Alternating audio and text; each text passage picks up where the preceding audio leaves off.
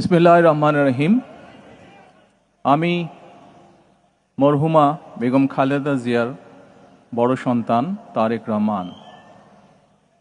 আমি আজকে এখানে উপস্থিত সকল ভাইয়েরা এবং বোনেরা যারা উপস্থিত আছেন,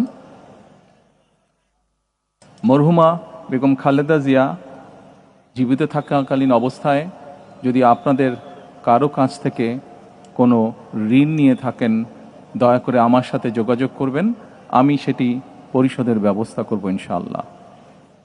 একই সাথে উনি জীবিত থাকাকালীন অবস্থায় ওনার কোনো ব্যবহারে, ওনার কোনো কথায় যদি কেউ আঘাত পেয়ে থাকেন, তাহলে মরহুমার পক্ষ থেকে আমি আপনাদের কাছে ক্ষমা প্রার্থী। দোয়া করবেন আল্লাহ তাআলা যাতে ওনাকে বেহেশত দান করেন। আসসালামু আলাইকুম।